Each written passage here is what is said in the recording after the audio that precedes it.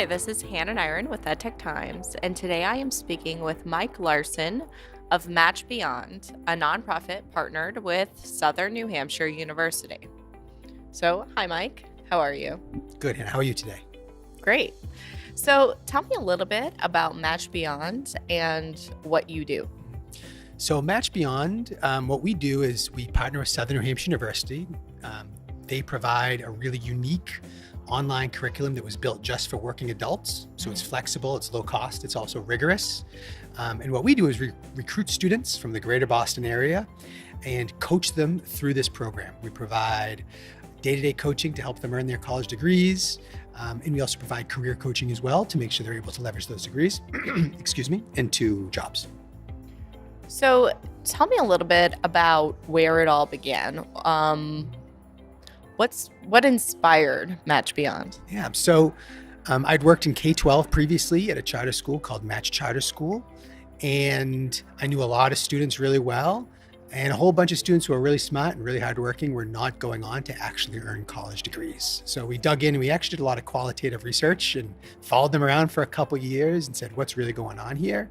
And the narrative that if you're smart enough and you work hard enough and you have enough grit, you'll make it through college, we found to be false. It's just actually not true. And that's obviously bad for human beings who don't have that opportunity. It's also bad for society, as we have lots of really smart, hardworking folks who can enter the workforce, but are basically being frozen out because they don't have that credential. So we came across Southern New Hampshire University. It had just launched a new program called College for America, nonprofit, accredited, rigorous. And we enrolled some of our students in that, and we really learned that it really benefited our students in a lot of different ways, and also we could really highly leverage it through coaching. So, how is what you're doing different today Than a few years ago. than the beginning? Than the beginning. How have you grown in the past few years? Yeah, so we've grown a lot. First is we're much bigger than we were. We have a couple hundred students now. We're growing to 400 this time next year, and hopefully 600 a couple years down the road. We serve now a much wider spectrum of students. The average age of our students today is 24, but they range in age from 18 to 55. We have students who work at the mall. We also have students who work at KPMG. Sort of what unifies these students is they're stuck where they are, and they really have no access to the traditional college experience, mainly because they have to work. And if you have to work, it's really hard to get a college degree. Right, because you're busy working. That's right. That's right. So, tell me about your partnership with Southern New Hampshire University. What benefits do you get from the partnership, and what benefits are they getting from working with you? Yeah, so really, the benefits that we have is we get to work with a bunch of students who have access to this really great program. As I said, it's really flexible. It's all project-based. It's much more practical than a traditional college experience, certainly than the one I had.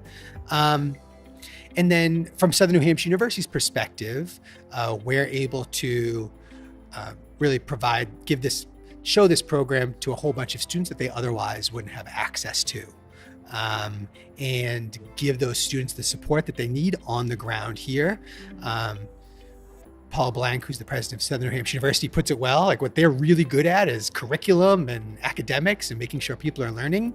And what we're really good at is building relationships with people here in Boston, showing them that this thing is legit, and then helping them actually navigate the real job market on the ground here in Boston. So you are talking on a panel today in about an hour. So tell me, what is the panel about, and how does it relate to what you do? Yeah.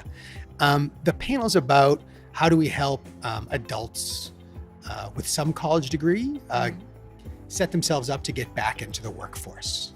So, often we talk about college students as 18-year-olds and 19-year-olds who are living on campus. Turns out that's actually not college students in America today.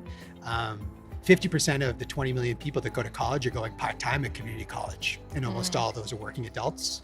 And so there's a tremendous opportunity to think about how can we better serve adults, 24, 25-year-olds, help them get the credential they need, the skills they need to get into the workforce, to help themselves and their families.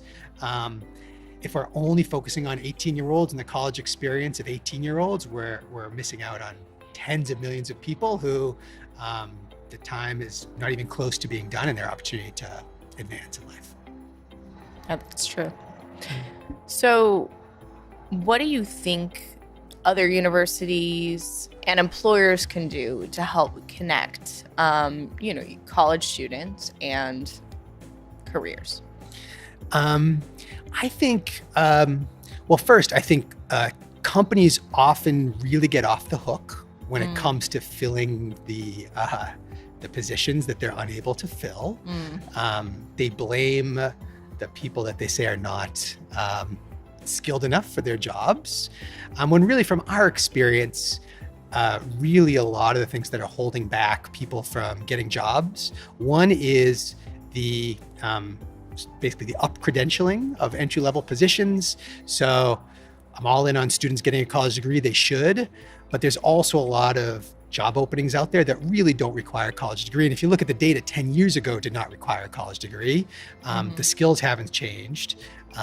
They are basically just asking more of folks because they use it as a sifting mechanism.